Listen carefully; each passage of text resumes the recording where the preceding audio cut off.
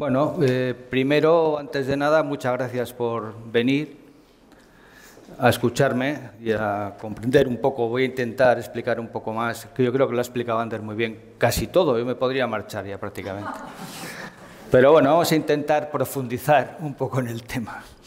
Esto sí que en aquellos años me llegan unas noticias que iban a abrir un local en Bilbao y a través de unos amigos me llega el encargo de diseñar en principio un mural que igual se iba a realizar en cerámica. No estaba muy claro el asunto cómo iba a ser, porque estos amigos eran ceramistas y era una posibilidad. Pero viendo que yo estaba ya empezando a hacer este tipo de trabajo más pequeño, eran los inicios de lo que luego fue mi primera exposición en el año 76 en la Galería Aritza, pues bueno, me lo ofrecieron y dije que sí. No sabía muy bien en la que me estaba metiendo, pero dije que sí. Yo creo que alrededor de los 20 años uno tiene capacidad incluso para estos retos, ¿no? Y empecé a trabajar sobre él, ¿eh? Como podéis comprender, yo no tenía un taller tan grande donde poder hacer esto, ni tenía medios que me podían permitir la ejecución de esto, y por eso fue un poquito lento de elaboración. Y entre medias preparaba la exposición de Aritza, que fue en el año 76. Bien, esto era un local muy curioso, que si no lo conocéis, alguno igual tiene alguna noticia de él. Yo he estado recuperando información, que yo tampoco la tenía muy fresca, son 50 años los que han pasado, ¿no? Se dice pronto. Y era un local que Ezeiza y Taboada, que era la delegación de Citroën en Bilbao, lo hizo un poco a imagen y semejanza de lo que había en París. Era bastante común, los pubs, el mismo nombre ya nos lleva un poco para atrás, ¿no? Y eran locales en que se combinaban la exposición del último modelo o de los modelos más icónicos de la marca. En aquel caso era, para que os hagáis una idea, era el Diane 6, si os acordáis alguno, y el Citroën GS, eso era lo último, o sea, fijaros dónde estábamos. Y era una plataforma giratoria en la que giraba el coche, muy bonito, y luego, bueno, pues había mesas, había barra, había comidas, había de todo. Y luego que me he enterado que durante el tiempo que funcionó, llegó a funcionar incluso de bat de noche, se abría hasta muy tarde, ¿no? Creo que hasta las 3 de la mañana, locuras de aquella época, ¿no? Entonces, bueno, tenía su gracia. Yo he de reconocer que creo que fui solamente una vez, el día de la inauguración, por supuesto, que me acuerdo difusamente, porque fueron muy generosos, sacaron mucha bebida y mucha cosa, y teníamos mucha sed entonces, yo creo. Y tengo un recuerdo muy gracioso de estar con Ezeiza, que era el dueño, y decir posiblemente más de una tontería. Pero también recuerdo que en ese momento me dio el cheque de la pieza esta, ¿no? O sea que todo fue muy... Lo tengo un poco borroso, la verdad. Y luego no creo que yo fui, porque no era época en la que yo andaba de bares o... No era esa la época. Entonces, bueno, pasa el tiempo, sí que no se movió ese mural de allí durante todo el tiempo que el PAF funcionó, pero en un momento determinado ETA puso una bomba al PAF, ETA político-militar, porque es claro, al ser intereses franceses, la Citroën, etcétera, pues en ese momento con los refugiados en Francia, pues empezaron a tener problemas con el gobierno francés y pusieron una bomba. Entonces, la parte esta de aquí, justamente esta, toda esta parte de aquí, todo eso se destruyó. O sea, digamos que si el PAF era esto, mucho más grande, por supuesto, ahí estaba el mural, aquí estaba la barra y aquí estaban las mesas. Entonces, el pepinazo lo pusieron en los servicios, que yo creo que estaban allí al final, ¿no? Y eso se fue al carajo, así como todo el PAF, ¿no? No obstante, el PAF lo volvieron a abrir, porque parece ser que funcionaba, o tenían afán de que hubiera un PAF Citroën en Bilbao, nunca lo he logrado entender muy bien, pero lo abrieron. Y dadas las amenazas que volvieron a tener y todo esto, lo cerraron. Se cerró de la noche a la mañana, no sé cuál fue el procedimiento, y eso se quedó ahí. Se quedó ahí, hablamos del año, la bomba creo que fue en el año, está en prensa, el año 79. Creo que antes yo creo que ha localizado No, yo creo que ha sido Imanol, un recorte de prensa que viene que en el año 79 estalla la bomba. Entonces yo no sé si el 80, llegó hasta el 80, ya eso desaparece. Y bueno, yo me olvido de esto, me olvido pero totalmente, porque este tipo de trabajo yo, que haceros una idea, la sorpresa que me he llevado al verlo ahí colocado, claro, está perfectamente colocado, instalado, acompañado, etcétera, pues, como lo hace este museo, ¿no?, de bien. Aparte de eso, pues es que me ha costado incluso meterme en él, porque sí que me es familiar, pero son 50 años que no lo había visto. Ha pasado mucho más tiempo de mi vida que lo que tenía yo cuando lo hice. Es curioso, ¿no? Y entonces lo había olvidado completamente, y hacia el año yo calculo, porque todo esto, estamos reconstruyendo la historia de todo esto. Hablando con mi galerista, con Roberto Sáez de Gorbea, que por cierto se ha excusado porque está enfermo, no ha podido venir, y un día me llama por teléfono y me dice: Iñaki, que tengo que contarte una cosa muy rara. Digo, bueno, pues cuéntame. Como todo era raro entonces, me dijo: joder, pues que he encontrado, que me han ofrecido el mural del Paz Citroën. Digo, mural del Paz Citroën, ¿qué mural? O sea, pues sí, pues el mural que hiciste para el... Digo, no me joda que eso existe, yo se lo daba ya por destruido, ¿no? Como es normal, porque luego os contaré cómo está hecho esto. Y no, pues me lo han ofrecido y lo he comprado. Eso es la última. Yo no pensaba que lo había comprado, pero la última versión que tengo, y que he tenido que hablar mucho este verano con gente, es que sí, que se lo ofreció y lo compró. Lo compró Roberto y lo guardó. En principio lo guardó en trozos. En trozos, no sé si tenía 7 u 8 trozos grandes, pero muy destrozado porque lo habían maltratado, no sé si lo habían arrancado de la pared.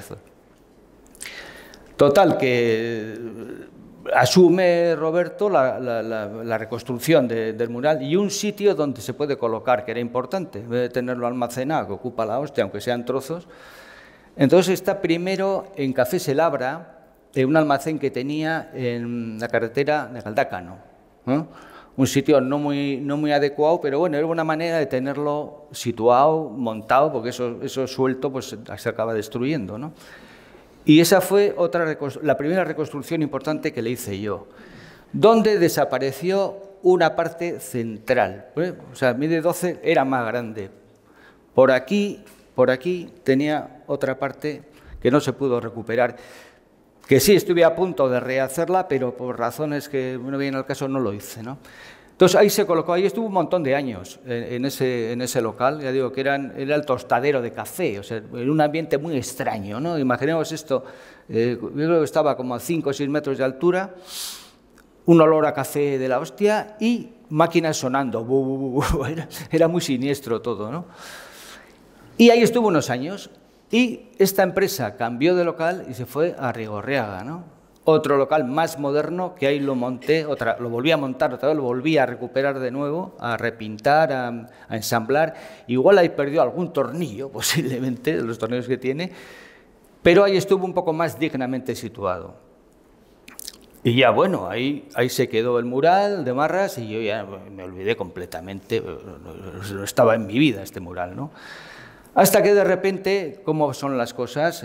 Roberto tiene que cambiar de almacén. Hay una propuesta de Roberto hacia el museo de donación de obra, en varias etapas que lo ha ido haciendo, y entre ellas ofrece esto. Y esto era una cosa que estaba desmontada en el almacén de Roberto, que claro, hace falta tener un almacén muy grande para tenerlo entero, ¿no? Estaba despiezado. Y entonces el museo lo ve y, coño, pues eso es el que tira de un trapito así, lo destapa y dice: ¿esto qué es? No, pues esto es una cosa de Iñaki de la Fuente del año 75. Hostias. Primero, había que venir que la Fuente vivía en el año 75, claro. Esto se empiezan a mirar que hay que situarlo, ¿no? Lo destapan, lo ven entero y dicen: pues esto nos interesa mucho. Y entonces el museo asume, recibe esta obra como donación de Roberto Sáez de Gorbea. Y luego todo se precipita, que ha sido cosa de este verano, el que se ha ido... a la vez que se iría preparando la exposición esta, supongo, el montarlo, el componerlo, el situarlo, el darle presencia y darle una vida nueva, ¿no? Después de 50 años ha venido aquí. Es una cosa muy curiosa, muy curiosa. Muy curiosa y para mí, por supuesto, extraordinaria, ¿no? A pensar que un hijo de los primeros que tuve, aparezca ahí bien montado y extraordinariamente considerado, pues es un orgullo, ¿no? Es un orgullo. Después, historias sobre esta cosa. Yo, referente al título es muy curioso, de la Ría Alhambra, ¿no? El primer montaje, después de que lo recupera el galerista Roberto, se monta y se ve, y yo me acuerdo que estábamos sentados hablando sobre la pieza, ¿no? Y pues es interesante, pues sí, digo, joder, pues no estaba tan mal y no sé qué, sobre su estado, qué habría que recomponer, y no sé si fue Roberto, eso no estoy muy seguro, o fue Javier Sáenz de Gorbea, ahí tengo una duda entre los dos, pero joder, es como la ría, ¿no? Eso es la ría, eso es la historia de la ría, o sea, empieza la ría, ¿Cómo la ría? Pues sí, pues claro, como tiene esa modulación, pues puede empezar allí y acaba aquí el Abra, y así se quedó, Porque he de decir que yo en esa época, en el año 73, 74, hasta el 77, hasta 78, todo lo que yo hacía, que eran escultopinturas, bueno, alguien le llamó escultopinturas. Bueno, pues sí, realmente pueden ser recortables pintados o pintura con volumen, yo qué sé, cada uno le llama como quiere, ¿no? Pero todo era una serie que se llamaba la serie de represión, ¿eh? Hay que situarse en la época en la que estábamos, dónde estaba yo políticamente situado y cuál era mi idea del arte, la sociedad y el artista. Hay que decir que el 90% lo sigo pensando, ¿no? Pero hay un 10% que me he desilusionado, pero el 90% lo sigo pensando así. Y entonces era una época en la que era un arte, vamos a llamarle, entre comillas, militante, donde sí que se expresaban a través de las formas y de la materia pensamientos no políticos, que no lo eran, pero sí antifranquistas o antirrepresión, etcétera, ¿no? Entonces las formas que aparecen aquí, angulosas y todo esto, luego se van transformando pues en cosas más evidentes en la obra pequeña, ¿no? Que pueden ser tricornios, o pueden ser capas, o elementos cubistas, pero que tenían mucha referencia con lo que estaba pasando con la represión de aquel momento, ¿no? Pero claro, esto estaba mezclado con el paisaje que yo veía a mi alrededor. Aunque no era muy consciente de lo que estaba haciendo en ese momento, a posteriori, el análisis de esto es que yo tenía el taller en la ribera de Deusto, Zorrozaurre ahora, creo que se llama así. Y ahí estaban los astilleros, los barcos, ahí lo tenías, ahí mismo, ¿no? Era lo que yo veía todos los días. Y por otra parte, toda esa ribera, todos los hangares y almacenes que había, hacían auxiliares para las navieras. Entonces, hacían calderas, Entonces, tenías en la misma calle planchas cortadas, planchas tremendas, de grosor tremendo, cortadas con soplete, que iban a ensamblarse en el barco. Y de tanto ver aquello, y también hay que decir que yo en mi casa vi una llave inglesa antes que una pluma estilográfica, eso es cierto, ¿no? Entonces, un poco las imágenes que yo tenía de crío, de las herramientas y todo eso, ¿no? Entonces, a la hora de elaborar esto, aparte de las referencias que yo podía tener con las vanguardias históricas y con el constructivismo de diferentes maneras, ¿no? o bien ruso, o bien de vanguardias, o con el cubismo, sí que empiezan a aparecer esas formas que yo, con el tiempo, voy reconociendo como que son trozos que tenían mucho que ver con los astilleros, con las planchas cortadas, con todo eso, ¿no? Entonces sí que el mismo color del óxido y tal, ¿no? Eso, si lo mezclamos con la cantidad de escultores que había en este país, para un chaval de 20 años que podía ver en este mismo museo donde estamos ahora obras impresionantes, ¿no? Porque ya digo que aquí ha habido tantos artistas buenos que habría que analizarlo alguna vez. Yo creo que lo hablaba con mi amigo Daniel Tamayo el otro día, algo de esto, y habría que pensarlo, ¿no? Qué curioso que en un país tan pequeño haya habido tal cantidad de artistas importantes, ¿no? Entonces, claro, todo esto junto, para mí, esa fue mi educación. porque yo soy autodidacta, ¿no? Entonces no tenía otra relación, otra referencia que no fuera la de, por una parte, la de los artistas vascos, que es evidente por dónde podían ir los tiros, y por otra parte el paisaje que era el de Bilbao, que era absolutamente industrial y era tan rico, ¿no? Para gente que no lo haya conocido, pues es muy difícil, se le haría muy difícil imaginarse lo que era la ría, ¿no? Con todo lo asqueroso y todo lo que queramos y todo lo feo y todo aquello, tenía una riqueza y una verdad tremendo, ¿no? Porque era trabajadora y destilaba eso por colores de esos y olores de esos, que claro, ¿qué iba a destilar? Se trabajaba en la ría, ¿no? Y entonces eso es un poco, digamos, el sustento de esta obra. Después, el análisis que uno puede hacer, curiosamente, 50 años después. Estamos viviendo una época en la que todo va a tometer, o sea, son cosas de usar y tirar. Los míos pensamientos son absolutamente intrascendentes, todo pasa muy rápido, todo se destruye, todo está por ahí, que no sabemos dónde está. Entonces, la sensación de ver una cosa física como esta, 50 años después, para mí no deja de ser una cosa importantísima y que me hace pensar mucho, ¿no? Digo, joder, si esto ha permanecido, está ahí, se puede tocar, como cuando se fabricó, y plantea algunas preguntas todavía.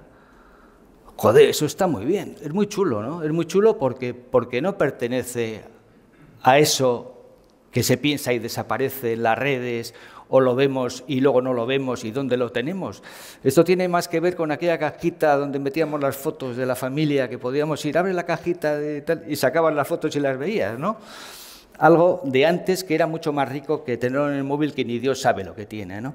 Pues esto es una de las piezas del siglo XX que para mí me parecen, aparte de su valor artístico, lo tienen que decir otros, pero absolutamente sentimental y voy a decir una cosa, fundamental.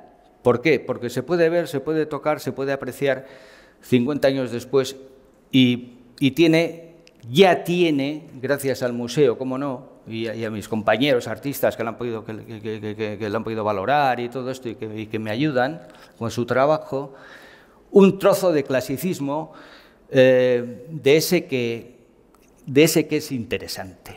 De ese que la gente que venga después la va a poder ver y la va a poder estudiar y va a poder relacionarla con una época determinada, es decir, la va a contextualizar, que es lo más bonito que se le puede decir a una obra de arte, ¿no?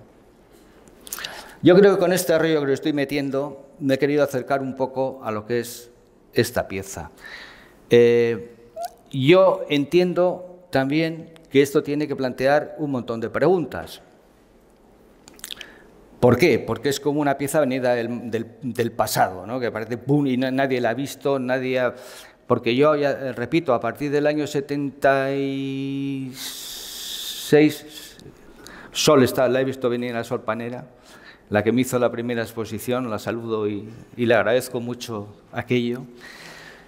El año 78 ya no hago esta obra. Ya digamos que esta obra lo que hago es pintarla. Pinto encima, ¿no? Pinto encima porque yo era pintor, yo es que era pintor, ¿no? Esto fue una incursión que tuve porque los materiales me interesaban mucho, porque la materia me ha interesado siempre y me sigue interesando.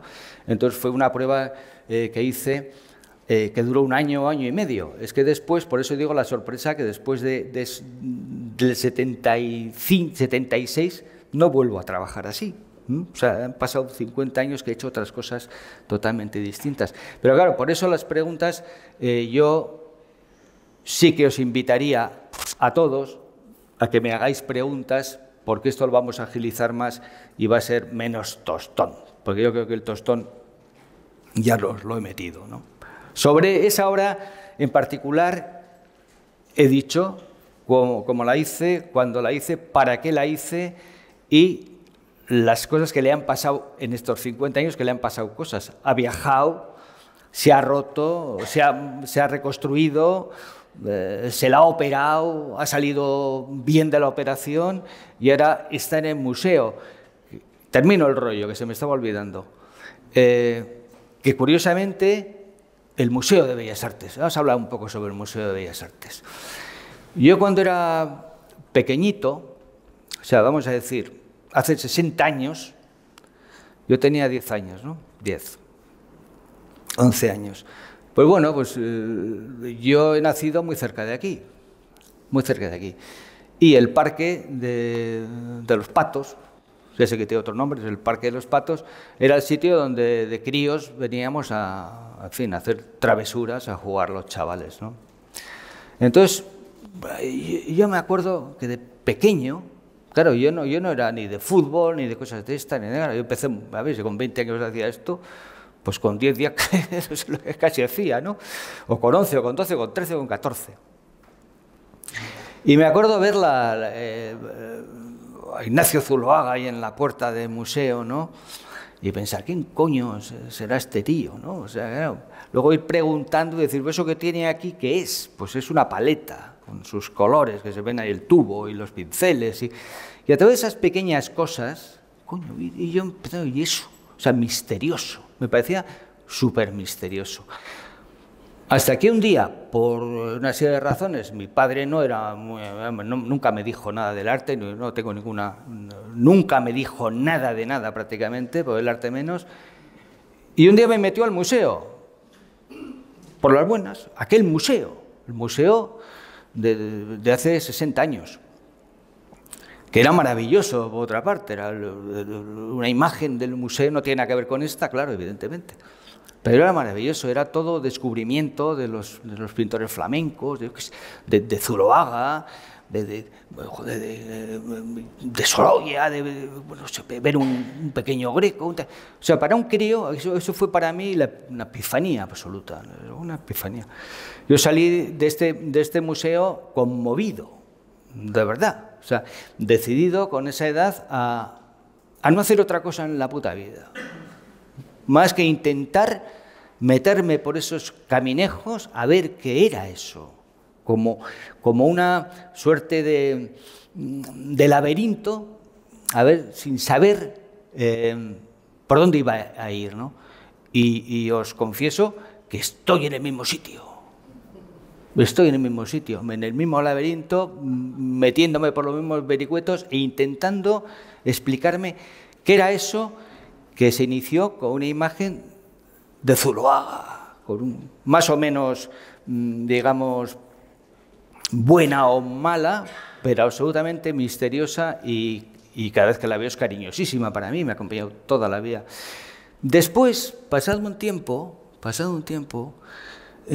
lo que era la parte donde estaba la fuente esa magnífica escultura, por ahí atrás había unas estatuas de yeso, os lo cuento como recuerdo, porque venía gente a hacer dibujo, según el Museo de Reproducciones, de yesos. Pues estaban todas las estatuas ahí puestas, en lo que luego fue un pasadizo, que está por aquí, no sé situarme muy bien, ¿no? O estaba por aquí, ahora ya esto ha cambiado entero.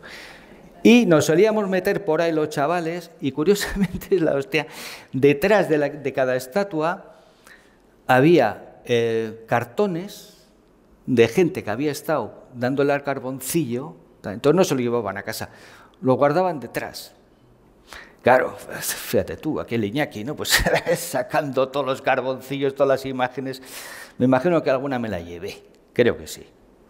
Esa es otra imagen que yo tengo muy presente del museo. Y luego viene otro museo después, cuando ya somos un poco más mayores y tomamos conciencia de lo que es el museo, de lo que para jóvenes airados tenía que ser un museo en unos años, los años 80, que hasta participamos en el robo de una escultura, ¿no? En el museo. Logramos robar una escultura de Oteiza, el grupo EAE, del que yo fui fundador, y con tal osadía que la llevamos al Ayuntamiento de Bilbao y se la entregamos algo así como al pueblo de Bilbao, ¿no? Yo creo que esa era un poco la idea. Ahora, aquí está Ricardo Catania, que igual luego me refresca la memoria, que no, la verdad es que no me acuerdo muy bien para qué coño robamos aquella escultura. Otra relación con el museo.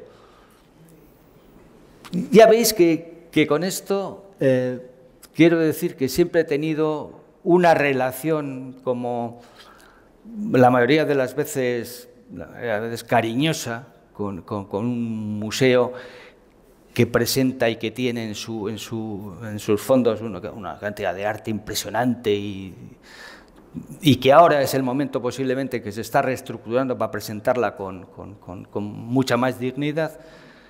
Pues todo eso de repente se me presenta y me da un bofetón y me dice: Iñaki, tienes una pieza, esa pieza, y tienes a Richard Serra a tus pies. Lo cual, señores, no deja de ser una cosa sorprendente para mí. Cosas de la vida que te deben de pasar cuando cumples años, ¿no? No siempre te pasa esto, que es una de las mejores cosas que me ha pasado realmente, por lo emotivo que es todo esto, ¿no? Entonces, de nuevo doy las gracias así por encima a todos los que han hecho posible este asunto, que yo esté aquí hablando y que la pieza esté aquí debajo tan dignamente puesta y tan bien, ¿no? Y tan resaltada, ¿no? Y ahora sí que me gustaría que me preguntaseis algo, porque me estoy quedando... Me he quedado con la boca seca. No nos has contado con qué material, cómo has... Que parece hierro, pero no es... Tenía que haberlo contado. Bueno, en aquella época, no es que... Hay gente que me ha dicho... Le voy a contar una cosa que me he acordado interesante. Hay gente que me ha dicho: joder, pues igual es que no tenías hierro. Evidentemente que no tenía. Pues no tenía ni madera, o sea, no tenía nada. Hierro mucho menos, pero tampoco me interesaba el hierro, porque... me parecía que ese no era el fin, de hacer de falsificar algo, no, era utilizar los medios con los que yo estaba, ya digo que fue la exposición de Aritza, del 76, con lo que yo ya estaba trabajando y estaba muy familiarizado. Entonces la madera para mí, la madera y una sierra eléctrica, eso es todo lo que hay aquí, y unos pigmentos de hierro y unos aglutinantes. Tenía eso, podía haber tenido un poco más, pero bueno, yo con eso, con esas cuatro cosas ya me arreglaba, ¿no? Y entonces sí que le sacaba mucho partido a la madera, porque lo podía mover, porque lo podía cambiar de sitio, porque podía cortarlo a voluntad, porque podía empalmarlo a voluntad. Tenía una relación mucho más, incluso pictórica, con la madera que con una cosa que iba a encargar fría, alejada. No me gustaba eso. O sea, yo no, en ese aspecto yo no he sido escultor, ni he hecho proyectos, No, yo tenía necesidad y sigo teniendo de tocar los materiales, de romper los materiales, de doblar los materiales. Entonces, claro, la madera esta, yo lo que no pensaba es que iba a durar tanto, ¿no? Eso sí es cierto, porque tampoco se hacía con en esa época una voluntad de que eso perdurase históricamente, no. Pero, dado el tratamiento que le daba y todo, pues no estaba mal, porque ha durado y puede durar otros 50 años perfecto. Y aquí más, porque claro, aquí se conserva y se puede mantener. Sobre todo esto lo que más le puede afectar es el cambio de temperatura y todo esto lo puede destruir. Pero no, a eso, los únicos elementos que yo metía metálicos eran los tornillos, que ahora me siguen gustando mucho los tornillos. Hay unos tornillos de calibre, los podéis ver, importante, que eso sí que le da un contraste por una parte y por otra parte también unifica todo el hierro, pero no con la idea de que parezca hierro. Eso alguien me ha comentado alguna vez: joder, si lo hubieses pedido hacer en hierro. Yo me acuerdo una comida en Madrid, en esta época, que yo estaba, vamos, pues así, ¿no? A dos velas, como casi siempre. Y estuve comiendo, con Arcadio Blasco. ¿Sí? Fue cuando lo de Portugalete, Sol, cuando pintamos el mural del barrio Portugalete en Madrid. Entonces, una comida en Madrid con Arcadio Blasco, y no sé si estaba Canogar, después yo estuviese Canogar también, Ibarrola, Agustín Ibarrola, no, José Ibarrola y yo. Y estábamos hablando de esto de que no tienes dinero para materiales, que era una cosa bastante... Bueno, nosotros éramos más jóvenes que ellos eran las personas con nombre ya, eran famosos, ¿no? Tanto Arcadio como Rafael Canovar. Y me acuerdo que era que me dijo Arcadio Blasco, yo me estaba quejando, dijo, es que si tuviese... Y me dijo en la comida, es que Iñaki, igual si tienes, no haces lo que estás haciendo. Coño.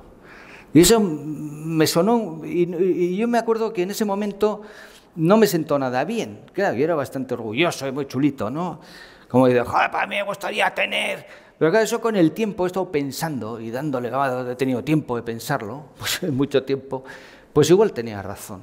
Con esos materiales que yo por lo menos, mi forma de ser, mi forma de trabajar, mi forma de entender el arte y todo esto, con lo que tienes puedes hacer muchísimas cosas, pensando en que le tienes que sacar el mayor provecho. Y en ese aspecto la madera era asequible, podía acceder a ella, se podía acceder, máxime en este caso que esos materiales estaban pagados, o sea, estaban cubiertos dentro de lo que iba a costar el mural, podía permitirme la madera, pero no mucho más, tampoco pues, se hizo baratito, no me acuerdo muy bien, pues se hizo baratito, lo hubiese hecho gratis, perfectamente. Entonces, esa es la respuesta a la madera. Sí, la madera me interesó durante mucho tiempo. Y esta madera en concreto, barata, fácil de manejar, con una sierra, bueno, ya alguna lima tendría, un taladro, poco más. Lija y pigmentos y ya está, y ya está. O sea, que no se crea que imita o no. Os acercáis y ves que es madera. Venga, alguna más, chicos. Esto no es una pregunta, se me está ocurriendo, no soy escritora, pero esto podría ser el tema de un libro. Sí, perfectamente, podría ser un... Política, sí, sí, que tiene un buen ensayo periodístico, tiene historia, la verdad es que sí, ¿no? Porque no es, eso es lo curioso, que no es un cuadro que dices, joder, ha ido de casa en casa o de... Tiene vida, efectivamente, tiene vida. Le han pasado cosas, por eso he dicho que ha estado operado varias veces, ha tenido una vida muy, casi humana, muy paralelo a... incluso, fíjate, sin tenerlo yo en mi taller o en mi almacén o verlo todos los días, pues claro, lógicamente ha vivido conmigo todo este tiempo, ¿no? Ha estado ahí como en paralelo, viviendo conmigo hasta que hemos confluido en el museo. Es curioso, sí. Por eso es algo curioso este cacharro, ¿no? Sí. Si alguien se anima a escribir algo, yo encantado. Lo que os falte os lo digo, o nos lo inventamos. Sí, Daniel. Bueno, ¿se oye? Sí. Bien, decir primero que cuando vi esta obra casi la tenía en el subconsciente, en algún momento la había visto, pero me sorprendió, no la identifiqué en la inauguración con Iñaki de la Fuente, aunque luego dije, claro, es de él. Resaltaría de esta obra, primero, su precocidad, la edad a la que la hizo, luego porque representa a las mil maravillas el arquetipo, de alguna forma, de lo que se denominaba en aquel momento arte vasco. Que no se sabía muy bien lo que era, pero estaba muy bien armado de grandes artistas. A veces sucede que los artistas con el tiempo se te devalúan subjetivamente. En este caso no, yo no voy a decir a ninguno de ellos, pero son una notable nómina de artistas. Tanto de los tres, bueno, de los cuatro... las cuatro provincias vascas, ¿no? Quizás la que más ha destacado de forma artística y la trascendencia que ha tenido ha sido la provincia guipuzcoana.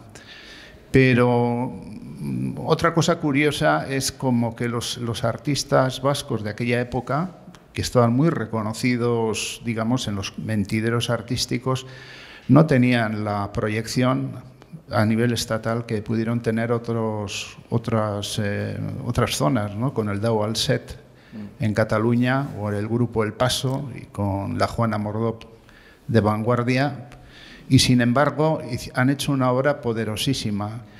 Es más, yo diría que los artistas informalistas de aquella época vascos son con mucho los mejores, quitando pues quizás dos personajes como son Carlos Saura, he dicho bien porque a veces me lío con su hermano, sí.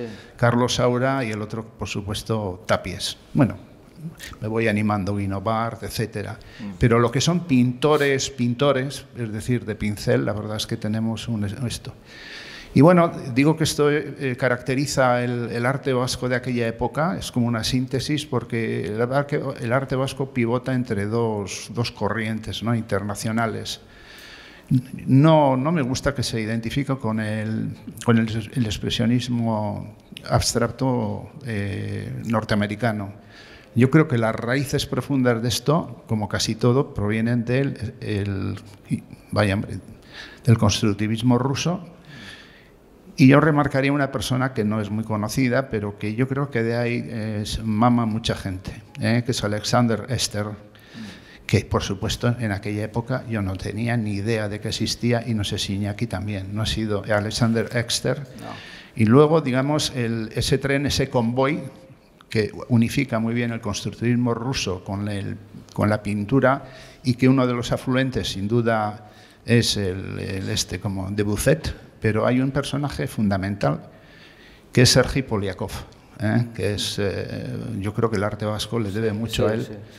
Y a veces no sé si por despiste o interesadamente se la ha intentado ignorar.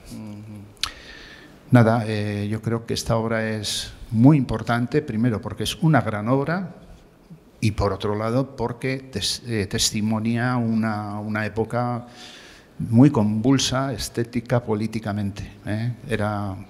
Es esto lo que era aquello. Agradecerle a Iñaki. Muchas gracias, Daniel. Como siempre, tan cariñoso y acertado, ¿no? Claro que Poliakov y Ester, cómo no. ¿Qué ha sucedido en el país vasco? Que bueno, ha habido muchas convulsiones. Es un país tremendamente convulsionado, sobre todo los que hemos vivido el siglo pasado y estamos vivos ahora, podemos contar que no solamente para los artistas, sino para cualquier ser humano, es un país durísimo y con unas contradicciones tremendas, ¿no? Podemos decir como todos, no. Específicamente donde hemos vivido nosotros lo conocemos. En cuanto esto pasa al mundo del arte, tú has hablado muy bien de Grupo El Paso, del Grupo no sé qué, claro, eran sitios donde mínimamente, y también había vascos por allí, claro, curiosamente los vascos que de alguna manera podían funcionar antes de los 70 o por los 70, pues iban a trabajar a otro sitio, porque claro, esto era un auténtico desierto cultural y incluso contraproducente para la salud, diría yo, ¿no? Entonces los que tenían esa posibilidad trabajaban fuera de aquí, cosa que no se ha dado aquí. Aquí se han dado intentos de agrupación, claro que ha habido, en nuestra cabeza todos los grupos de la Escuela Vasca, etcétera, pero bueno, que muy rápidamente se acababa a puñetazos o a lo que fuere, ¿no?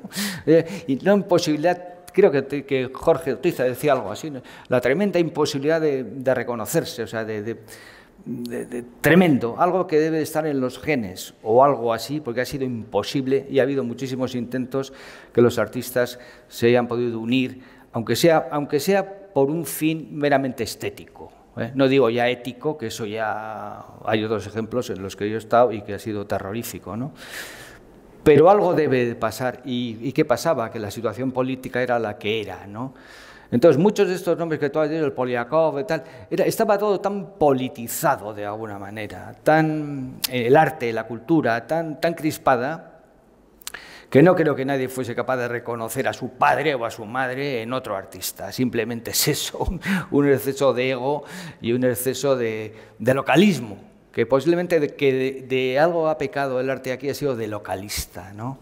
y gracias a quien sea, pues parece ser que se abren un poco las mentes, hay más información y se puede entender uno que lo que se hace aquí se puede hacer perfectamente a la vez en Indochina y no pasa absolutamente nada y es enriquecedor y entre todos nos entenderemos y los artistas, no hay unos y hay otros, sino que hay muchos artistas y muchas formas de expresar el arte, muchísimas formas y todas son válidas y todas son cojonudas y todas aportan. Luego ya vendrá la historia, ya vendrá el tiempo que pondrá a cada cosa en su sitio, ¿no? Pero me ha gustado mucho eso que has comentado porque está en la raíz precisamente para entender un poco el arte vasco, ¿no? El arte vasco. Y claro que este cacharro tiene, aunque sea a toro pasado o a la vez o un poco después, esas influencias para mí buenas, que pueden ser conscientes o inconscientes, es lo mismo. Muchas veces hemos hecho cosas, los artistas, que no sabíamos muy bien lo que estábamos haciendo y que de repente, joder, pues esto tiene que ver, y hilas inmediatamente, lo encajas y tiene un sentido, le das un sentido. Pero me ha gustado, Daniel, me ha gustado, sí, gracias. ¿Podemos decir que esta es tu primera obra, o por lo menos tu primera obra significativa? Por la edad, vamos a ver, es claro. Eso es importante, significativa. Yo con esta edad, vamos a ver, yo empecé, no lo he contado tampoco, pero muchos lo sabréis, me conocéis, y empecé pintando, que era una manera de salir, de empezar y aprender, al ser autodidacta, pintando al aire libre. Había muchísimos concursos al aire libre, curiosamente, en Vizcaya, Guipúzcoa, Álava, ¿no?, el País Vasco, y donde eran sitios donde gente mayor que yo recuerde, pues iban con su maletín, su cuadrito, se pintaban Balmaseda, pintaban el puente de Balmaseda y luego hacían daban un premio, ¿no? Entonces, para un chaval como yo, pues era una manera estupenda de salir y estar con gente que pintaba y relacionarme con lo que eran pintores, domingueros, pintores, al fin y al cabo pintores. Y entonces yo empecé así, yo aprendí realmente a pintar en la calle, por eso digo que yo era pintor cuando ya hice esto, yo llevaba años pintando, bueno, años, joder, si tenía 20 pues llevaría 5, ¿no? O 6, que ahora nos parece nada, pero entonces eran un montón de años, ¿no? Porque claro, cambiabas de niño a adolescente y total, ¿no? Y entonces tienes razón que esta obra era por tamaño, porque se iba a colocar en un sitio que le iba a ver mucha gente y por reto, incluso físico, de realizarla, porque esto lo hice yo solo, claro, no, ni ayudantes ni leches, ¿no? Tenía 20 años. Entonces sí que puede ser la primera obra que la gente conoce, pero se tiene que, algunos preguntarían, ¿y esto de quién es?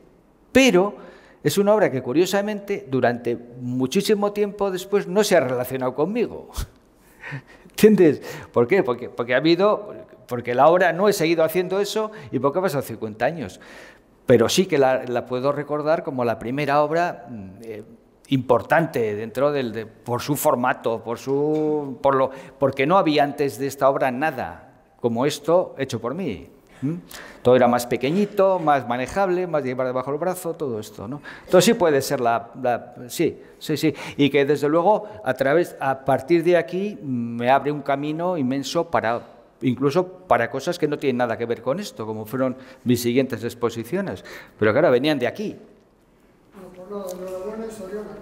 Pues muchas gracias, muchas gracias.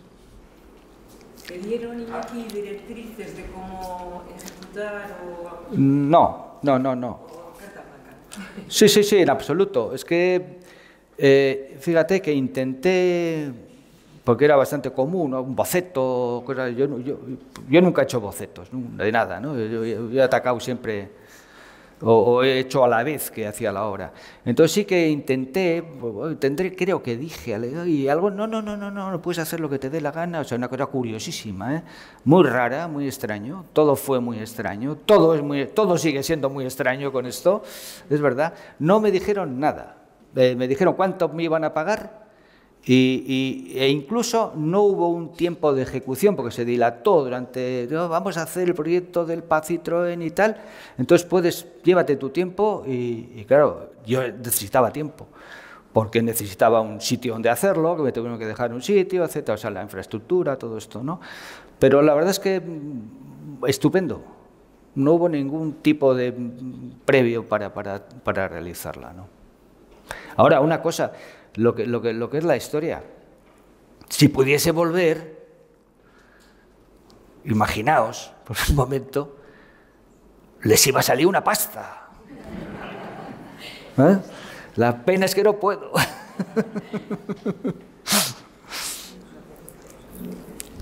Gracias.